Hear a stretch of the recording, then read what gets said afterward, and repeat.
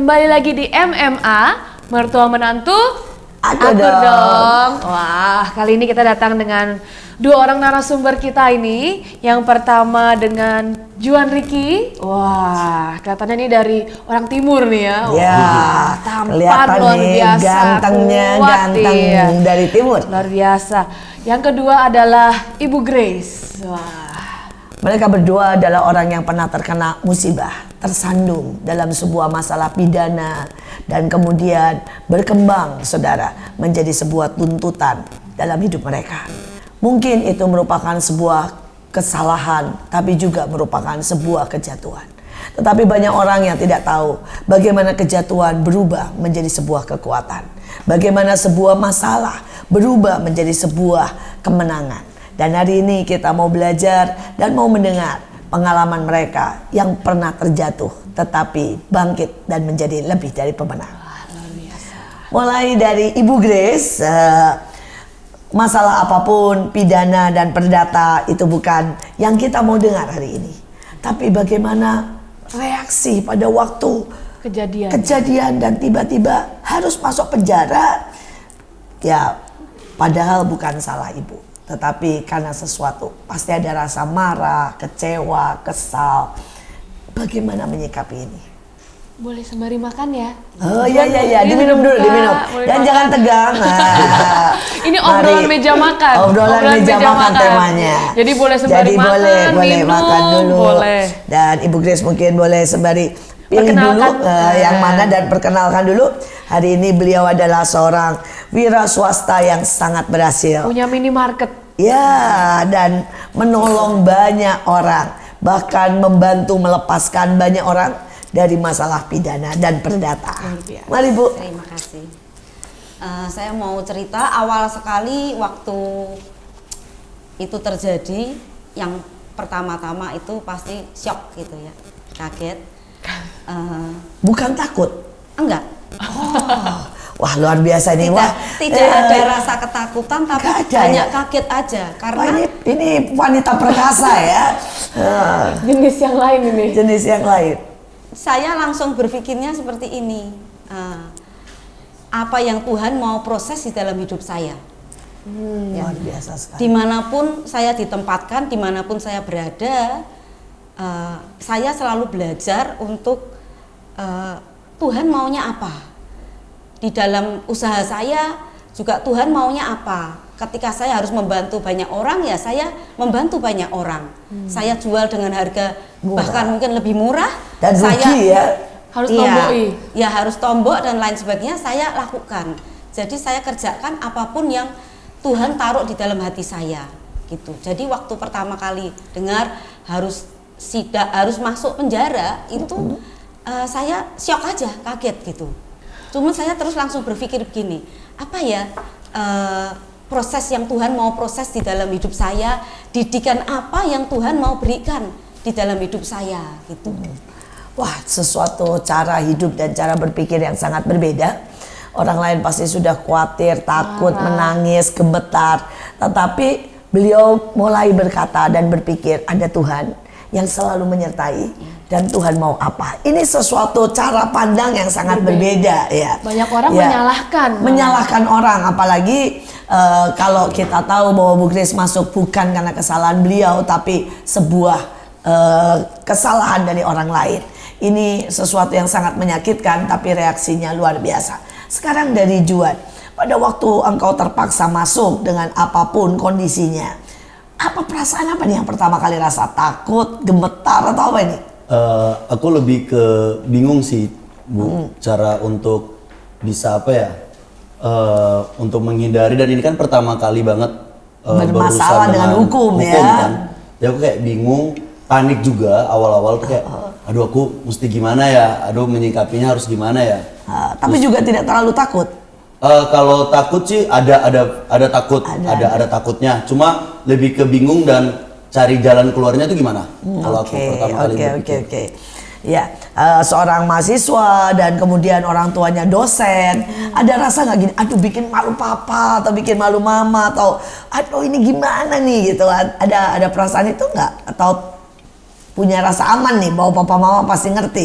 Oh, enggak sih sejujurnya. Lebih Aduh, gimana nih? iya. Jadi kan kalau di daerahku itu selalu ada marga. Oh iya. Pakai marga. Jadi bisa kalau misalkan ada salah satu orang kasus dan pakai margaku itu yang ke bawah-bawah tuh marga sejujurnya, bukan lebih ke nama. Iya. Tapi oh ini marga ini dia buat kasus ini dan itu kan marga itu kan turun temurun.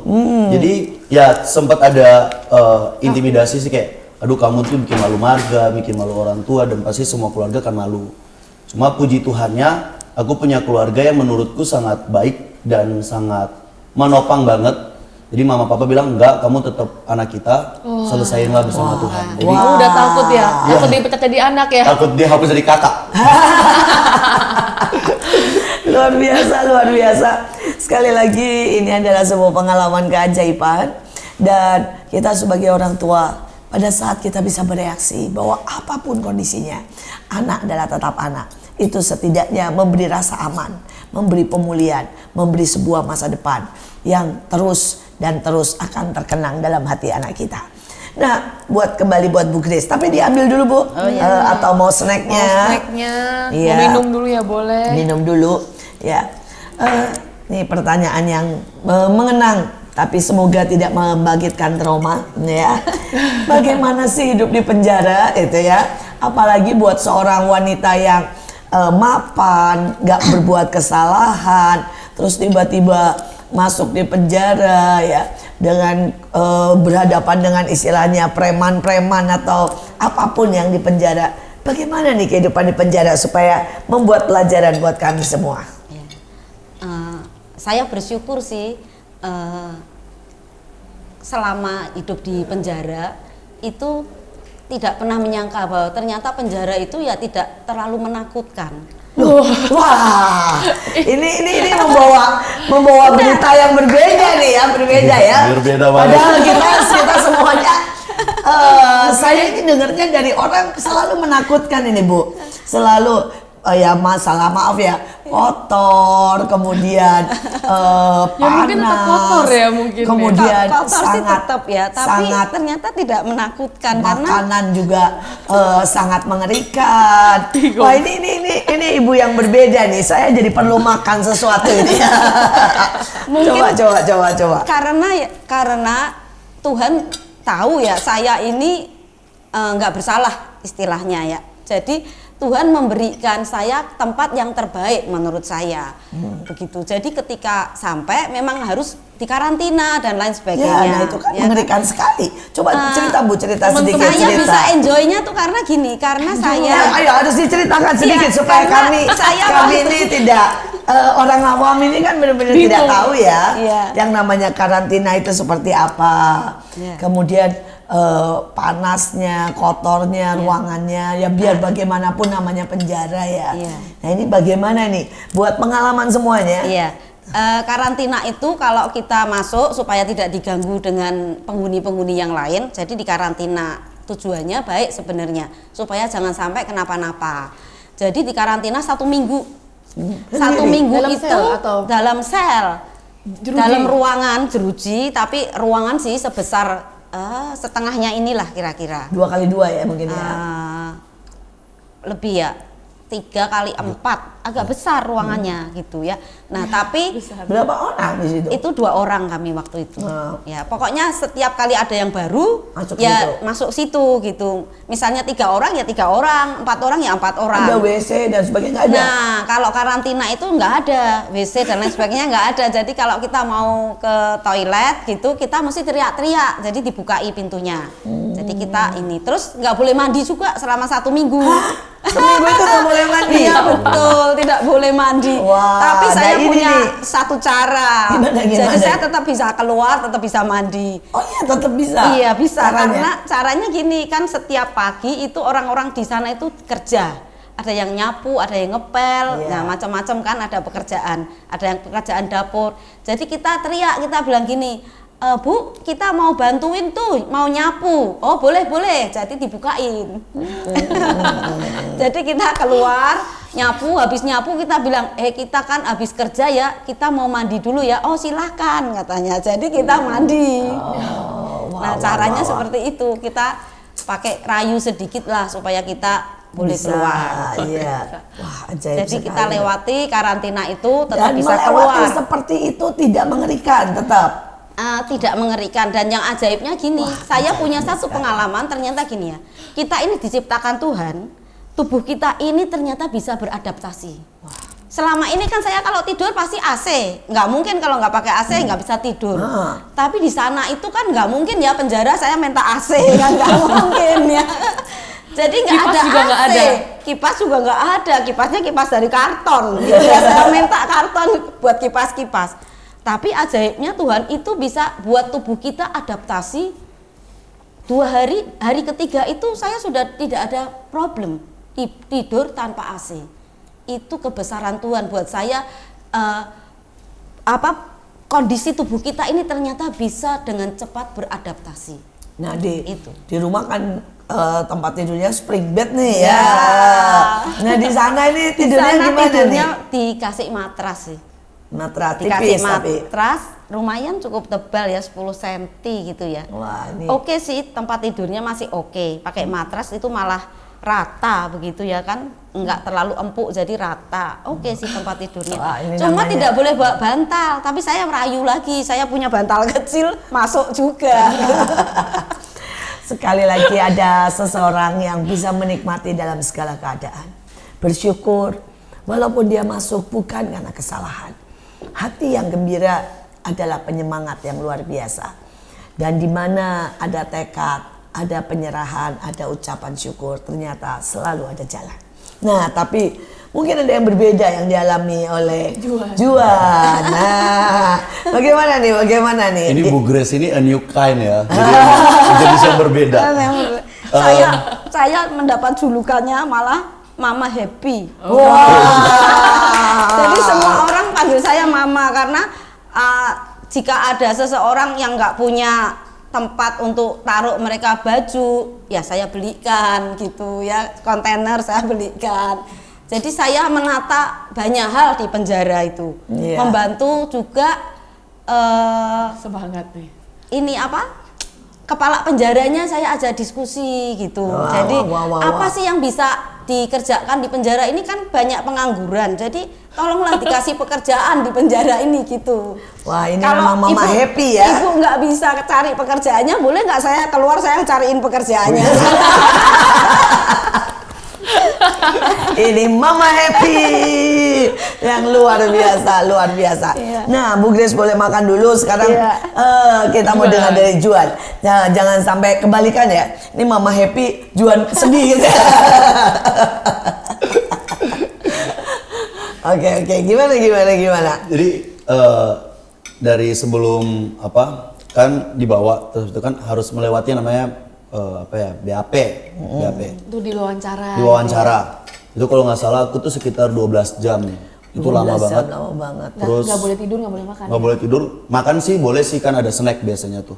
Boleh ambil. Nah, kalau habis itu udah selesai dari situ, kita dipindahkan ke namanya sel sementara. Ya, yang tadi karantina belum. Karantina. Sejujurnya itu sebenarnya kalau di sana bahasanya sel sementara. Oke. Jadi emang nggak boleh mandi, nggak boleh itu. Tapi emang Bu Grace ya, menurut saya mujizat banget ya dapat kasur gitu kan. Aku tuh nggak dapet. Mungkin Tuhan tahu kamu masih muda. Dan puji Tuhannya aku tuh tipikal orang yang nggak susah tidur, nggak susah tidur, nggak masalah. Mau tidur di mana, mau makan apa tuh nggak masalah. Bahkan kalau nggak makan pun masih bisa bertahan lah setidaknya. Terus akhirnya singkat cerita Bu, udah dari situ mulailah dipindah ke dalam sel yang bareng-bareng. Tapi di situ aku tuh ngelihat emang Tuhan tuh nggak pernah meninggalkan sih. Dimanapun Tuhan tempatkan kita, bener banget Tuhan tuh nggak pernah meninggalkan. Bahkan seharusnya tuh aku tidur berdiri, tapi Tuhan kasih Karena penuh banget. karena penuh banget Bu. Yang ini cuma 2, yang situ penuh banget Penuh ya. banget karena kan dipindah ke sel bareng-bareng gitu. Dan penuh. Sebesar apa? Isi berapa? Ya, boleh cerita selnya sebesar apa, jumlahnya berapa, Isinya sampai harus tidur berdiri nih. Iya, aku sih belum ngitung ya, kira-kira 6 kali 10, tapi di dalamnya itu isi sekitar 30 sampai 40 orang. Jadi kan itu Bisa, penuh emang banget. bisa tidur semua atau? Beberapa sih ada yang berdiri tidurnya. Tidur sampai berdiri. Nah, singkat cerita, aku ngeliat Tuhan banget. Jadi aku pas masuk, ya tetap ada tradisi kalau bahasa Mereka penjaranya itu tetap ada. dikerjain lah ya. Dikerjain lah. Kayak kita kalau masuk sekolah tuh Masuk ya. sekolah ada Bully dulu mos, lah. di Mos. ada ospek. Sama tetua-tetua. Ketua. Singkat cerita, Tuhan cover semuanya. Aku nggak ada apain, udah selesai. Mandi, besoknya aku khotbah. Aku malamnya tuh sama temen tuh doa. Kita bilang, ayo kita doa. Jadi kalian doa sendiri gitu di tengah-tengah mereka rame. Iya, kalian kita di doa pojok sendiri. doa keras. Doa sendiri, ya. Bahasa roh gitu kan, doa. Kita bilang, Tuhan, tolong besok tuh hadir gitu di sini. Dan puji Tuhan ternyata Kamu kebaktiannya di mana? Nggak kebaktian. ya kebaktian, doa di pojokan sih. Doa di Doa di pojokan. pojokan. Sel. Jadi aku masuk tuh Sabtu malam. Minggunya tuh kan ada ibadah. Ibadah di dalam Tapi ibadahnya nggak ada pendeta, nggak ada siapa. Jadi aku di sana tuh aku bilang emang sosial kan.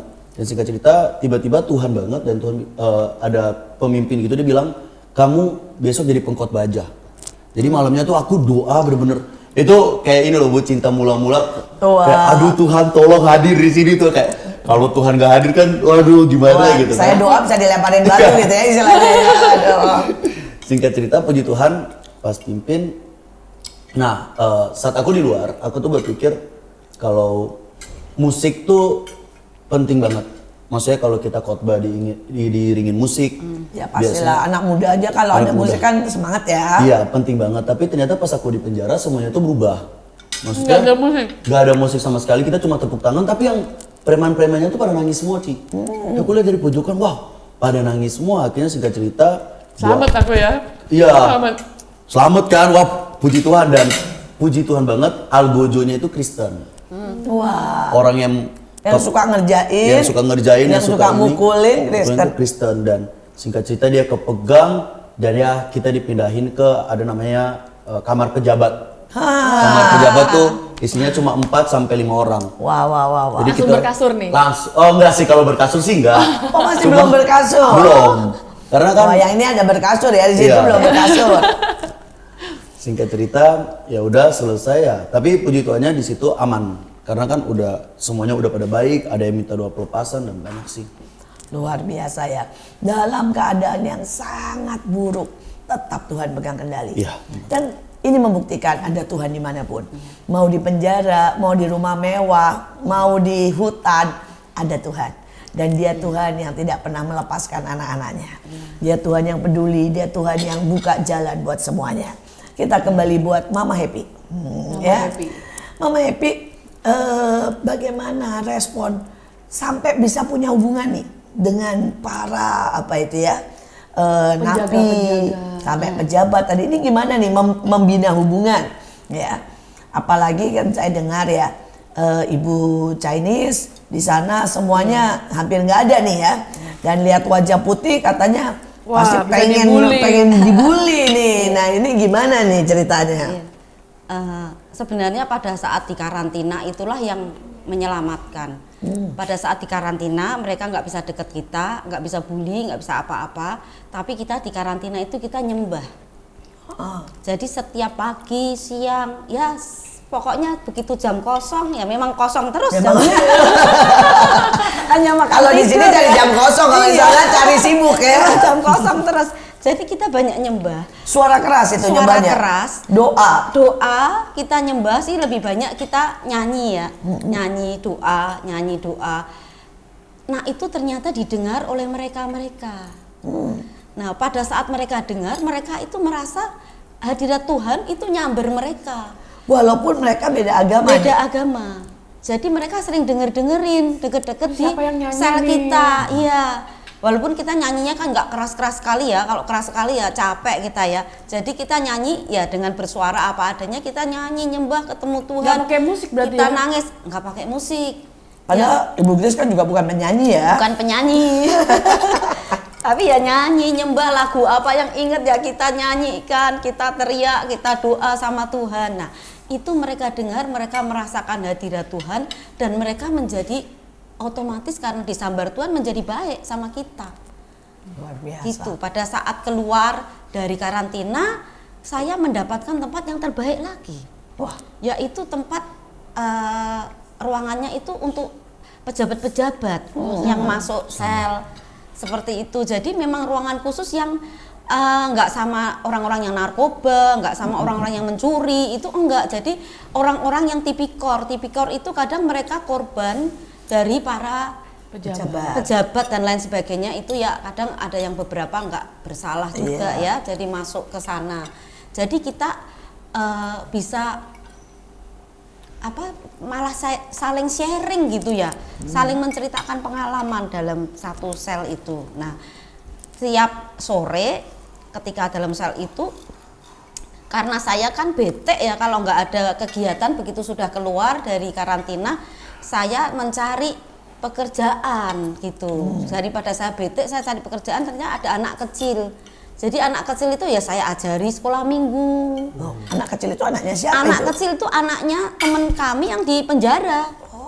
Jadi waktu di penjara dia itu hamil. Nah, sampai melahirkan dalam penjara, ya itulah anak itu masih umur sekitar 2 tahun lah. Waduh. Di penjara. Jadi ikut mamanya di dalam penjara. Iya. Jadi itu yang menghibur juga ya, kita ada anak kecil ya. Jadi menghibur kita juga, ada kegiatan kita ajari dia nyanyi, ajari dia ini baca, saya kasih gambar lampu. Dia belum bisa baca, saya gambar-gambar sebisanya, oret-oret. Nanti saya ajari baca begitu. Nah, juga di situ kebetulan ada juga penjara anak-anak laki-laki gitu. Gabung ya? Gabung tapi berseberangan gitu ya, nggak bisa saling ini. Cuman kalau pada saat keluar di lapangan, di aulanya itu bisa ketemu. Nah, mereka itu ternyata beberapa ada anak Tuhan. Ada 4 orang yang memang anak Tuhan. Jadi saya ajari dia untuk terima Tuhan Yesus, saya tantang mereka terima Tuhan Yesus. Terus daripada setiap pagi kita sama-sama nganggur kan, setiap jam 8 kamu datang ke taman, kita belajar firman Tuhan. Jam 8 sampai jam 9-an begitu, 1 jam belajar firman Tuhan. Setelah itu makan itu sangat enak di penjara kami, saya itu enak makanan. Ini luar biasa ini. Kayaknya beda. Maksudnya bagaimana ini? Jadi Enaknya buat karena saya memang gini ya, bersyukur atau ketika kita mengalir ucapan syukur, mengalir joy, justru dalam keadaan apapun kita tetap gembira, tetap bisa mengucap syukur ya. Seperti Mazmur 23 gitu kan berkata, sekalipun dalam lembah kelam Tuhan itu yang menghibur, gadaku dan tongkatmu itu yang menghibur. Jadi tetap ada penghiburan Tuhan. Dan buat saya gini, Tuhan itu seolah-olah sudah merekayasa. Kenapa saya bilang makanan di penjara saya itu enak? Karena yang masak itu memang koki masak, yang punya restoran Padang. Terus masuk penjara. Masuk penjara karena urusan bisnis dan ditipu juga. Jadi dia jadi kokinya. Jadi makanannya selalu enak buat saya, seperti makanan di rumah sehari-hari. Dan khusus, tapi begitu saya keluar, koki itu juga keluar. Jadi buat saya gini, dan jadi makanannya nggak enak lagi di penjara itu. Jadi buat saya Tuhan itu benar-benar prepare, semuanya sudah di-prepare mendapatkan yang terbaik begitu. Waduh. Ini adalah sikap ucapan syukur yang luar biasa. Dan lewat kesaksian beliau, kita harus percaya Tuhan adalah Tuhan yang tidak pernah terbatas. Sampai di penjara bisa bawain koki ya. Tuhan itu masak makanan rumah. Ya, Tuhan itu benar-benar punya keajaiban, punya jalan apapun yang hari ini kita sedang hadapi. Mungkin ada ketakutan, mungkin ada keraguan, mungkin ada orang yang harus pindah ke kota lain, mungkin ada begitu banyak disalahpahami atau bahkan dijebloskan ke dalam penjara tanpa sebuah kesalahan. Tapi jangan khawatir, ada Tuhan dan ada Tuhan yang sanggup merekayasa.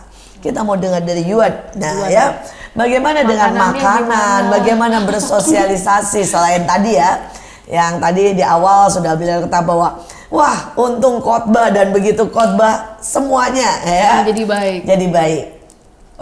Kalau misalkan makanan ya sebenarnya, pas aku ke dalam tuh rada kurang lah, rada kurang. Cuma itu tadi aku nggak, maksudnya kalau misalkan makanan itu nggak terlalu bermasalah. Tapi puji Tuhan banget, di luar itu banyak banget yang ngirimin makanan. Wow. Jadi aku sehari itu bisa dapat ayam KFC itu banyak banget. lebih banyak aku di dalam daripada aku di luar gitu. Mungkin sekarang ini nggak ada yang ngirimin Iya, ya. aduh, tadi curhat nih Bu. Ah. Dan jadi banyak banget yang ngirimin ayam dan akhirnya aku bagi-bagi. Jadi semua di dalam tuh aku bagi-bagi. Misalkan aku dapat satu potong, aku bagi ini, kamu dapat ini, kamu makan ini. Nanti habis itu ada yang ngirim sih biasanya tuh 12 ayam gitu pada ngirim. Sehari bisa dapat 12 ayam. Jadi mereka pakai paket itu loh Bu, ada paket. Aduh, ada aduh, paket aduh. keluarga. Iya, paket keluarga gitu. Terus Kamu benar-benar dimanja Tuhan ya. iya, terus habis itu apa?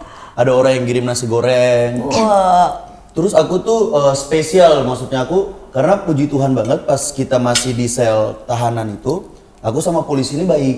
Maksudnya nggak rewel, nggak gimana-gimana, baik banget hubungan sama polisi-polisi baik dan akhirnya mereka tuh kayak kalau ada barang aku yang masuk kan ada titipan biasanya, aku tuh dipercepat biasanya, kayak langsung dikasih ke aku gitu.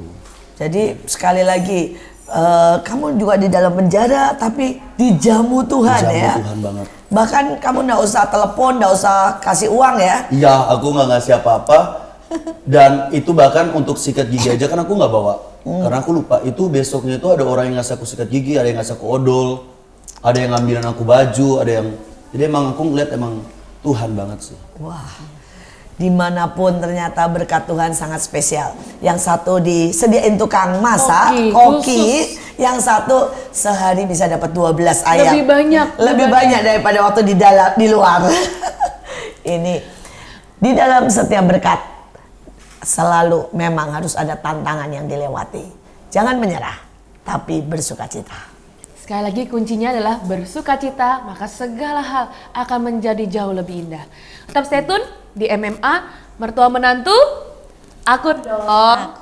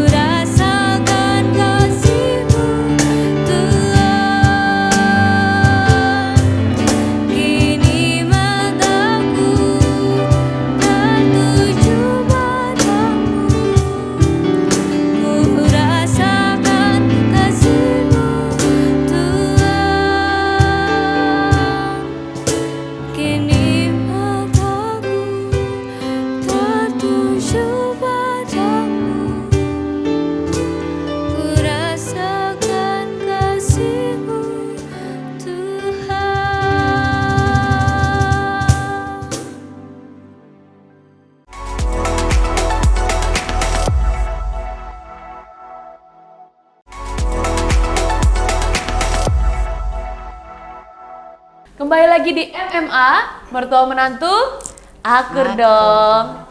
Kali ini kita ada kedatangan tamu tambahan ya, anak saya, wah cucu. Ini Miel ikutan di sini, dia mau ikut wawancarai kakak Juan dan Ibu Grace nih, wah luar biasa. Ya, kembali saya mendengar katanya begitu Ibu Grace ada di dalam penjara, penjara jadi lebih bersih. Kemudian tamannya diberesin. Kemudian ada acara salon, ada kutek, ada salon, ada make up. Saya mendengar banyak hal ya terjadi. Ini Ngecat merubah rambut. cat rambut, merubah penjara menjadi tempat yang luar biasa. Nah, bagaimana ini ceritanya? Iya, memang karena di penjara itu kan bener-bener waktu luangnya itu banyak sekali ya Juannya, waktu Iya, luang bener semua banget sih, waktu Dari luang semua. pagi kita bangunnya tetap harus pagi, Terus jam berapa? bangun itu tetap harus jam 6. Iya benar, Jam 6 apel. semua bangun, nanti ada di lapangan dikumpulkan. Ya. Oh, itu absen. semua wajib. Semua wajib. Berhitung Jadi, ya? Iya berhitung. Kamar ini 1, 2, 3 Tiga. isinya. Lapor gitu kan. Jadi karena benar-benar waktu luangnya banyak, kita harus benar-benar membuat satu kreasi ya supaya enggak bete. Juga supaya saya tuh kasihan dengan mereka yang udah cukup lama di penjara. Jadi ya kita minta tolong dibelikan bahan-bahan dan lain sebagainya. Jadi dan di penjara itu juga ada tukang pijit. Jadi Tuhan siapin tukang pijit loh kalau kita capek ya. Ada tukang pijitnya. Pinter tukang pijitnya, memang benar-benar tukang pijit gitu. Nah, terus jadi kita gini, daripada kita bete ya, kita merawat tubuh kita seperti Ratu Esther. Wah. Jadi kita manikur, pedikur, istilahnya kita harus merawat tubuh kita gitu kan. Kalau siang panas jam 2 kita mandi luluran, mandinya bisa 1 jam 2 jam, habisin aja air sebanyak-banyaknya. Karena gratis ya Bu ya. Karena gratis iya. Kalau di Airnya rumah malah mikir ya. mikir bayarnya ya, airnya pam lagi ya, saya nggak mau nggak air pam. Loh, kok bisa nggak mau Bisa. loh? Ini caranya gimana? Bisa, jadi gini, yang penjara anak-anak itu dapatnya air pam, yang penjara kami kok air sumur gitu kan. Saya nego sama penjaganya, ini supaya kita dapat air pam gimana caranya? Bu, tinggal diselang katanya. Oh, besok saya suruh beliin selang. Jadi saya selangin masuk ke kamar kami. Jadi giliran kan, dapatnya air giliran. Jadi puas-puasin mandi pakai air pam sejuk. Jadi sudah mandi, terus kita cat rambut. Nah besok tiap kali pokoknya lulur sebanyak-banyaknya. Wah, 3 hari 2 hari sekali kita luluran ya. Kalau enggak luluran siang panas ya. Kalau luluran kan adem.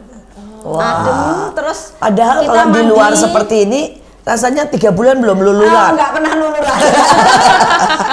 Tapi di sana dirawat. Terus saya minta make up segala semua. Sampai suami saya tanya gini, buat apa sih Mak make up di penjara? Oh saya nganggur, jadi kalau nganggur saya make up. Iya, walaupun saya juga minta dikirim buku ya, banyak sekali buku-buku yang saya baca. Terus selama saya ini di penjara itu menghabiskan 1 Alkitab loh. Wah. Dari awal sampai akhir. Itu bisa karena apa? Karena ya itu karena Nganggur. kita Nganggur. istilahnya. Aduh, luar Jadi biasa. ya kreasi lah yang terpikir terus langsung kita kerjakan. Terus juga mereka ada pelajaran untuk membuat tas, ada diajari membuat tas. Nah tapi kadang-kadang juga dari pihak luar itu ada yang masuk melakukan penjualan-penjualan. Jadi ternyata di dalam penjara juga ada pasar murah ya. Oh iya. Iya, karena harganya murah. Mereka subsidi kayaknya dari perusahaan itu masuk ke penjara, subsidi, terus dia jual vitamin, jual krem, jual bedak, jual lipstik gitu untuk anak-anak yang di dalam penjara. Belanja jadinya. Jadi rame daripada belanja. Jadi itu ya membuat apa sih? Variasi ya. Variasi supaya kita nggak bosen lah istilahnya. Nah, ya, kita bisa saja terus mengeluh. Bahkan kita bisa saja terus menyalahkan kenapa ada orang yang setega itu menjebloskan ke dalam penjara. Tetapi kita bisa menjadi pembawa perubahan. Kita bisa menjadi orang yang pembawa sukacita. Kita bisa memberikan orang-orang di dalam penjara juga sebuah hiburan. Karena setiap kita ada, biarlah hidup kita bersinar dan menjadi berkat. Nah, luar biasa ini, benar-benar Mama happy ya. Mama happy. Nah, bagaimana dengan Juan? Apa dampak yang engkau buat pada waktu di dalam penjara? Jadi di dalam penjara tuh sangat minim banget sama ibadah. Karena satu sisi pertama mereka nggak ada yang mau datang, nggak ada pendamping, nggak ada, ibarat kata kalau kita sebut pendeta lah gitu.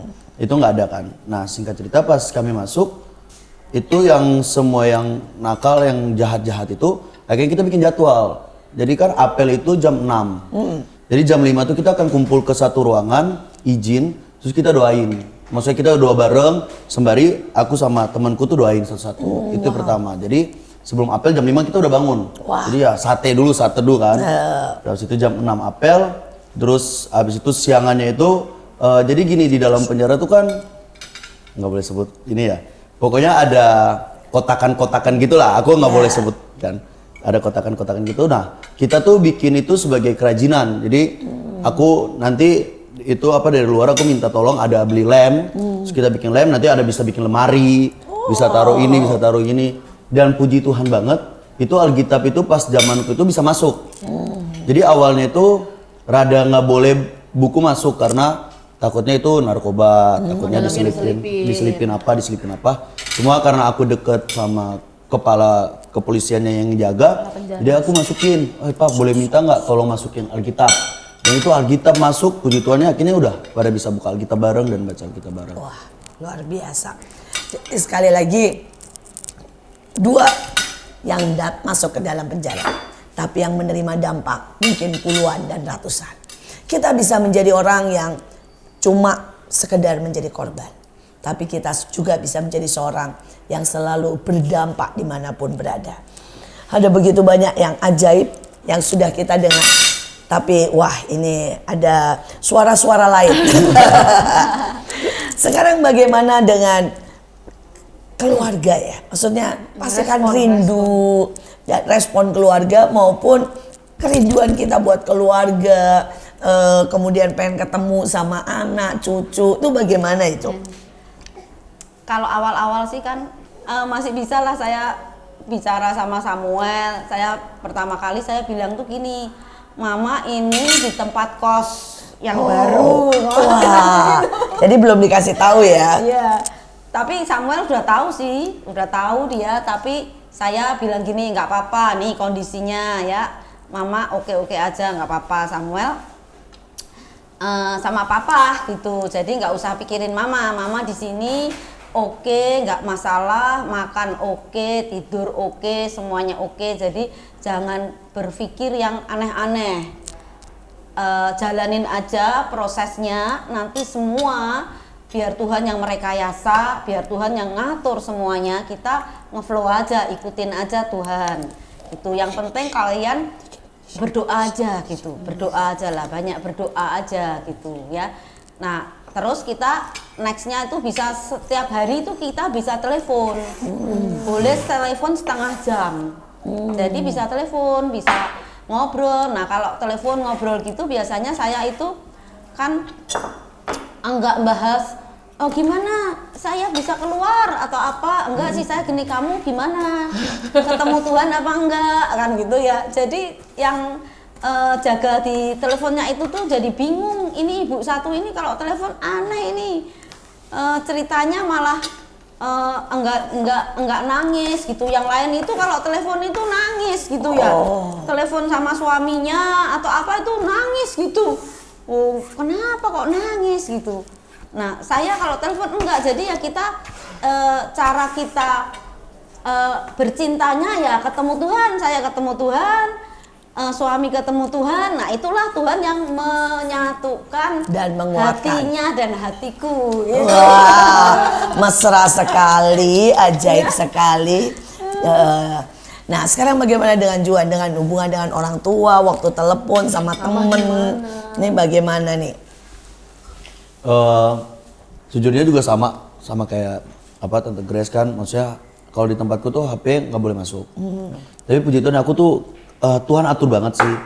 Jadi kepala yang ngejaganya itu sampai kayak, kamu mau pinjam HP nggak? Wah. Jadi aku tuh cuma nongkrong di depan di depan sel. Iya. Terus kan di depannya ada TV. Aku cuma nonton, aduh aku nganggur kenapa gitu kan. Terus tiba-tiba nggak tahu mau ngapain kan Bu. Jadi cuma ngeliat ke atas, aduh mau ngapain ya.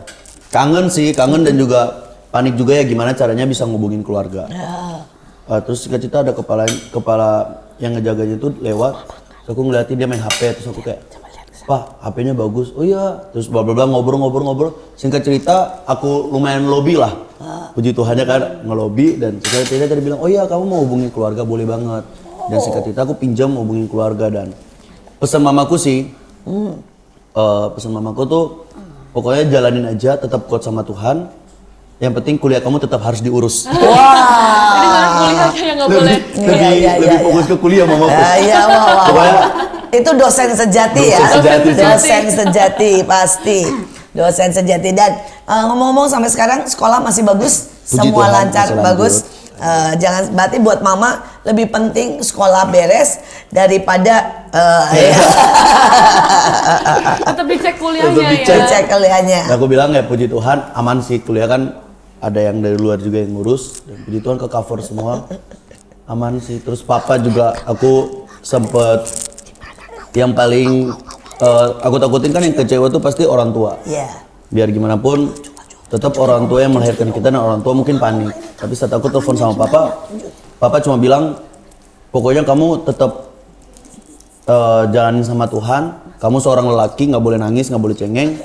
Tetap jalanin aja sama Tuhan. Pokoknya kalau misalkan Tuhan mau bebasin, toh dia pasti juga bebasin. Tapi kalau misalkan emang harus ada proses yang kamu jalanin, ya udah jalanin aja bersama Tuhan. Wah, rupanya orang tua dan suami yang ajaib semuanya. Dan sehingga satu keluarga mendukung dan melewati dengan ajaib. Ini kita menuju kepada akhir ya. Pasti pengalaman ini adalah pengalaman yang banyak ya, yang bisa kita ambil pelajarannya ya. Misalnya hati-hati dengan bergaul dengan hukum atau apapun. Apa yang Juan coba pelajari dan apa yang Juan berkata buat banyak yang di sana untuk menghadapi dan jangan sampai nih ya kena masalah dengan hukum. Yang pertama sih khususnya buat anak-anak muda. Iya. Nakal itu nggak bikin bahagia. Wah, sip. Itu bahasa yang bagus banget. Nakal itu nggak, mungkin kalian berpikir, oh nakal tuh kehidupan dari anak muda. Setelah saya pelajari ternyata nakal itu nggak akan buat kita bahagia. Jadi buat anak-anak muda, kalau kamu ada kesempatan untuk bertobat, bertobatlah sekarang. Kalau ada kesempatan untuk bertobat, bertobatlah sekarang. Kalau misalkan kamu udah terlanjur dan udah harus ngejalanin apapun, Tuhan tuh tetap menerima kita apa adanya. Jadi datang ke Tuhan dan jangan pernah mengulangi kesalahan yang sama. Itu aja pesan dari saya. Luar biasa. Terus bagaimana dengan Bu Grace? Pesannya apa nih Bu? Kalau saya Kan banyak sekali pengusaha yang akhirnya juga masuk ke dalam penjara ya. Ditipu dan sebagainya. Dan seperti apa yang Ibu Grace alami, ketidakadilan juga seringkali membuat segala sesuatu. buat saya gini ya, jangan pernah takut kalau kita melakukan kebenaran. Jadi maju terus, apapun kalau yang kita lakukan kita yakin itu adalah kebenaran yang Tuhan taruh di dalam hati kita, ya kita lakukan aja seperti itu. Tapi kita juga harus waspada, kita hati-hati, lebih berhati-hati. Tapi tetap kita harus menomorsatukan kebenaran Tuhan. Tetap kita harus jalankan itu. Jangan takut kalau kita melakukan kebenaran, Iya. apapun akibatnya. Ya. Apalagi nih dari Juan yang mau dipesankan kepada banyak orang mungkin, mama-mama. ya. Oh, Tadi iya. buat anak-anak. Sekarang buat mama-mamahnya. Buat mama-mamanya nih yang anaknya anaknya nakal, mungkin bermasalah. anaknya seperti kamu nih misalnya ya, udah nakal gitu ya, terus kemudian bikin Aduh, masalah, gimana nih? walaupun ini kan orang lihat versi sekarang nih ya, Iya, yang sudah iya, baik iya. ya. Udah baik. Coba cerita sedikit gimana nih buat mama-mama yang anaknya bermasalah seperti kamu. Sejujurnya keluarga tuh adalah salah satu faktor yang paling penting sih di kehidupan setiap kita. Keluarga tuh adalah salah satu faktor utama untuk kita tuh bisa berkembang. Nah, buat orang-orang tua yang kalian punya mungkin anak-anak yang haleluya puji Tuhan gitu ya maksudnya dalam tanda Ya kutip. seperti saya rada nakal Seperti gitu. saya gitu kan, nakal. Rada keras kepala gitu Ada ya. keras kepala meskipun orang tuanya berpendidikan dan iya. baik. Cuma jangan pernah apa ya ngomong kasar, jangan pernah bilang oh kamu bukan anakku atau sumpah itu nggak boleh banget karena itu pasti akan ke-save dalam alam bawah sadar. Tapi coba support anak-anak kita dan coba berdoa karena ternyata mamaku itu setiap malam itu doain aku. Itu aku baru tahu pada saat aku di dalam. Jadi emang setiap malam tuh mamaku tuh akan selalu doain aku. Terus pas kemarin aku balik ke kampung, ternyata aku lewat kamar, mamaku lagi doain anak-anaknya satu-satu. Jadi emang bagiku doa itu nggak pernah dibatasi oleh jarak, nggak pernah dibatasi oleh waktu, dan juga doa itu apa ya sesuatu yang powerful banget, sangat berdampak banget hidup kita. Jadi kalau misalkan orang tua ada anak-anak yang haleluya puji Tuhan, cobalah setiap malam mendoakan anak-anakmu. Karena percayalah meskipun kadang lama mungkin prosesnya lama untuk mereka bertobat, tapi di dalam doa itu pasti ada buah yang bisa kita lihat dan kita ambil sampai akhirnya aku bisa ada sampai hari ini. Pada waktu kamu masih nakal-nakalnya nih ya, apa pernah ada papa mama tuh sampai aduh gitu menyerah atau pernah ribut besar sama orang tua atau gimana? Sejujurnya pada saat aku masih nakal-nakal banget sih nggak pernah sampai kayak apa haleluya atau apapun ya. Cuma tetap barang siapa ku sayang, ku didik, ku teguran, ku hajar, tetap ada cubitan, tetap ada pukulan gitu kan apalagi orang timur gitu. Orang timur jadi papa mama suka nyubit sama mukul ya? Iya, cuma ada kata-kata sih kadang ada wejangan-wejangan yang aku pegang sampai hari ini. Kalau misalkan kamu nakal, ada batas nakal yang nggak boleh kamu lewatin. Dan ternyata itu penting banget. Jadi buat ibu-ibu juga dan bapak-bapak, meskipun mukul tapi juga harus ngasih wejangan. Harus ngasih apa sesuatu biar pengertian lah ya. iya, biar kita tuh bisa ke save. Misalkan kalau papa gini, kamu boleh nakal tapi jangan sampai kamu tuh bodoh gitu, jangan sampai kamu bunuh orang, jangan sampai kamu itu. Terus kalau kamu sama perempuan tuh harus ngejaga perempuan kayak orang tua sendiri, kayak mama. Jadi tuh wejangan-wejangan sampai hari ini aku simpen. Dan itu sangat berdampak banget sih. Jadi saat aku mau nakal, aku mau ini, oh iya ada wejangan ini, oh iya ada wejangan ini, ada wejangan ini, ada Ada wejangan. muka mama muncul Iya, ya. ada muka mama muncul gitu saat mau nakal. Gitu. Saya dengar dari ini buat Bu Grace nih. Saya dengar betapa pengalaman ini juga membuat Bu Grace banyak sekali menolong orang. Termasuk menolong orang-orang yang terjebak dalam hutang. Nah, ya. Nah, kenapa Bu Grace justru ya lewat pengalaman ini bukannya menyesal dan berkata gini udahlah nggak usah nolong orang, karena kan sebenarnya kita tahu Bu Grace masuk ke dalam juga karena menolong orang ya, tapi malah giat menolong orang. Nah ini apa nih rahasianya dan kenapa bisa punya cara berpikir yang berbeda? Saya berpikir itu semua manusia itu nggak sempurna.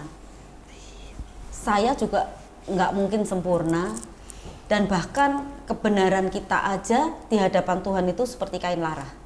Jadi saya nggak pernah merasa saya yang pasti benar, saya yang pasti harus menang dan lain sebagainya. Jadi ketika saya melihat ada orang yang terjebak dengan utang dan lain sebagainya, timbul belas kasihan dan saya tuh ngerti cara menyelesaikannya bagaimana. Jadi saya panggil, saya suruh listing, semua listing gitu. Karena ada beberapa memang yang memberikan pinjaman itu yang menjebak, dan mereka itu pinjaman-pinjaman yang pinjaman liar ya, istilahnya dia tidak ada hukumnya. Nah itu nggak perlu dibayar kalau saya bilang. Jadi saya ajari, kamu pilah semuanya, mana yang jalur hukum, mana yang tidak. Yang tidak jalur hukum tidak usah dibayar. tidak mungkin kamu akan diapa-apain karena kalau mereka lapor mereka juga kena. Jadi udah Apalagi itu yang semua bunganya harus sudah dilupakan. mencekik ya. Iya, bunganya mencekik. Jadi dibereskan yang memang berhutang itu dibereskan, didatengin. Ketika didatengin, mereka itu mau kok hapus bunganya.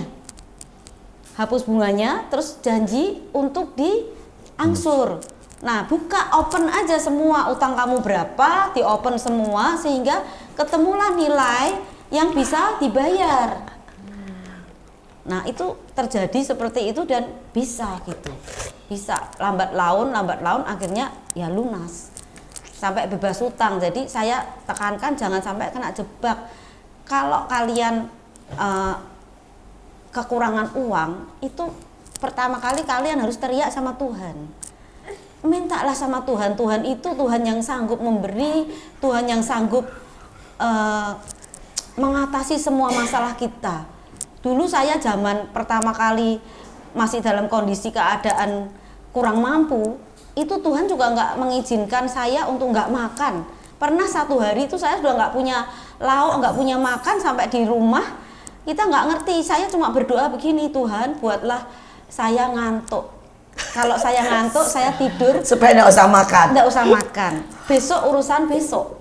Kan begitu kan firman Tuhannya, esok urusan esok. Tapi Tuhan tidak izinkan. Malam itu tiba-tiba teman saya datang, kasih 2 box ayam. Ayamnya utuh lagi, 2 box. Masih bisa dimakan untuk besok dan lain sebagainya. Jadi saya ajak mereka untuk belajar, ada persoalan atau apapun itu datangnya ke Tuhan. Jangan datang ke manusia. Karena terkutuklah orang yang mengandalkan manusia.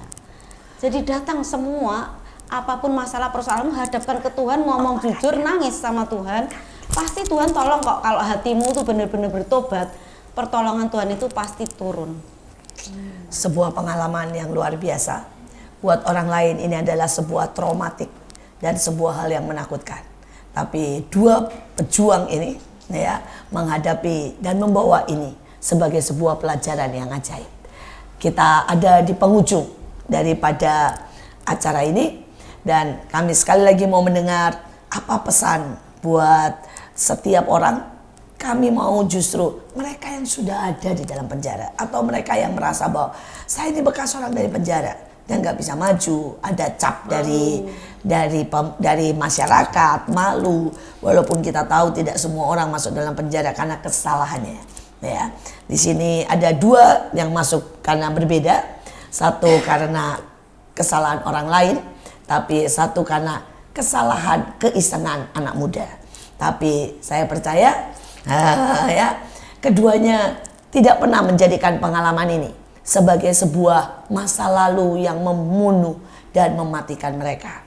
Tapi ini menjadi sebuah lompatan kemenangan dan sebuah pembelajaran yang ajaib buat mereka berdua. Dari Ibu Grace? Jangan pernah takut untuk melangkah, tetap melangkah di dalam kebenaran Tuhan. Kalau mereka malu nih gimana ya? Oh, saya ini bekas orang narapidana gitu ya. Atau saya ini kan sudah gagal. Ini bagaimana ini menghadapinya?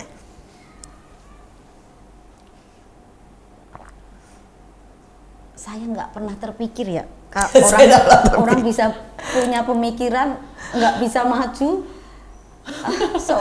Seumur hidup saya itu apapun kondisi terpuruk seperti apapun saya itu gandul Tuhan istilahnya. Jadi saya nggak bisa terpikir kalau mereka itu nggak bisa sampai untuk bangkit kembali. Apapun yang terjadi, seburuk apapun sampai 0 sekalipun ya Tuhan, ketika Tuhan ketemu Tuhan itu bisa jadi pahlawan. Luar biasa. Walaupun sampai di titik penghabisan semuanya habis, nggak punya apapun, tapi kalau kita benar ketemu Tuhan, kita mengalami pertobatan, Tuhan bisa tiba-tiba angkat. Jadi saya bingung kalau harus bagaimana ya. Yang pasti jangan biarkan penjara menjadi trap yang mematikan. Yeah. Tapi seperti yang dikatakan, ayo bangkit, pasti ada jalan. Yeah. Jadi Juan? Dariku, apa yang bodoh bagi dunia bisa diubah Tuhan untuk memalukan orang-orang pintar yang sedang ada di dunia. Jadi bagiku, meskipun kita pernah salah, meskipun mungkin kalian sedang mengalami hal-hal yang mungkin di dalam penjara buruk atau apapun, percayalah Tuhan tuh bisa mengubahkan. Ada satu firman yang di dalam Markus berkata gini, "Come with me and I'll make you a new kind of fisherman out of you." Itu ayat yang hari itu Yesus memanggil Petrus. Datanglah kepadaku, aku akan mengubah kamu menjadi versi yang terbaik. Jadi pada saat kita datang ke Tuhan, percayalah Tuhan tuh akan mengubahkan kita menjadi versi kita yang terbaik. Meskipun mungkin kadang-kadang kita mikir, aduh aku nggak bisa dapat kerja, aduh aku nggak bisa, tanda kutip nggak ada SKCK, nggak ada lain-lain. Orang mungkin nggak terima, masyarakat mungkin nggak terima aku karena aku punya catatan kejahatan. Tapi bagiku saat kamu datang ke Tuhan, Tuhan tuh bisa mengubahkan semuanya menjadi baik. Bahkan Saulus pun bisa diubahkan Tuhan menjadi Paulus. Luar biasa. Jangan berhenti karena kita tahu ada masa depan. Sekali lagi, tetap stay tune di MMA, mertua menantu, Aku dong. Jangan lupa untuk like, comment, dan subscribe YouTube kita Asia Zara. Dan tetap stay tune untuk episode-episode selanjutnya. Sampai jumpa!